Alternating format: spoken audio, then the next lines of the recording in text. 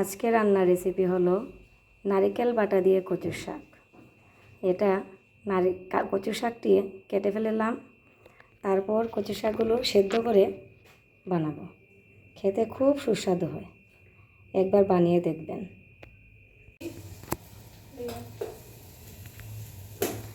সব আয়োজন করে ফেললাম। এখানে নারিকেল কুচি নিয়ে নিলাম, তারপর এখানে আছে জিরে আধা চামচ, ধনে আধা চামচ, 1 চা চামচ আদা বাটা, এখানে আছে 2টা পাঁচফোড়ন, এখানে আছে কাঁচা লঙ্কা। কচুর শাক সেদ্ধ করে নিয়ে ওর মধ্যে আধা চামচ হলুদ দিয়ে দিলাম। তারপর কড়াইতে তেল দিয়ে আমি এখানে সাদা তেল ইউজ করলাম, আপনার পারলে লাল তেল ইউজ করতে পারবেন।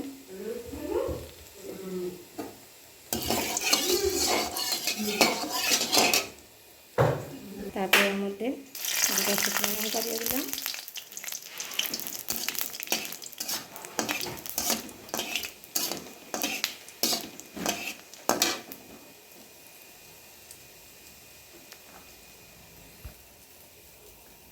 ওর মধ্যে দিয়ে দিলাম পাঁচফোড়নগুলো।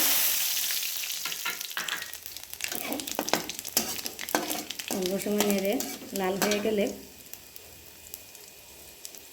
তারপর দিয়ে দেব তেজপাতা।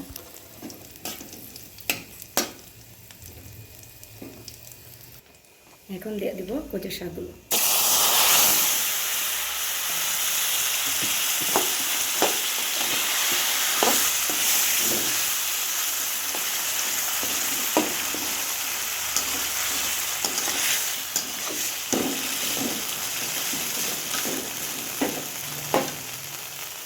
দিয়ে দেবো কাঁচা লঙ্কাগুলো।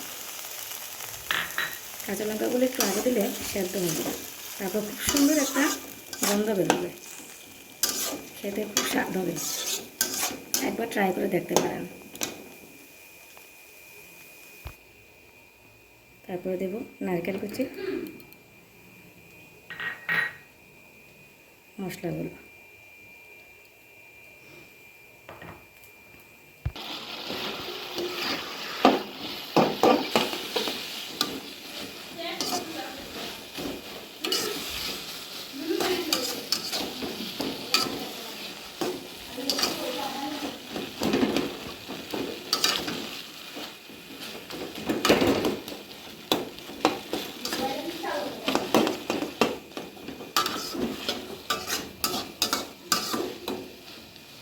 তারপর একটু ঢেকে দেবো 2 মিনিটের মতো।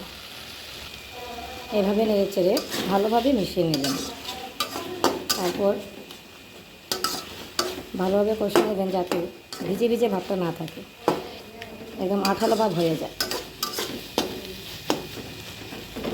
যত আঠালো ভাব হবে কচু শাকটা খেতে ততই সুস্বাদু হবে। এই রেসিপিটা একেবারে সহজ, প্রত্যেকের ঘরে এইসব জিনিস থাকে। যে কোনো কেউ এই রেসিপিটা ট্রাই করে দেখতে পারে, খুবই ভালো খেতে। একবার ট্রাই করবেন প্লিজ, খেয়ে দেখবেন কি ভালো। পরে 1 চা চামচ ঘি দিয়ে নেড়ে নেব। ঘি দেওয়ার পর নেড়ে চেড়ে নামিয়ে নেব।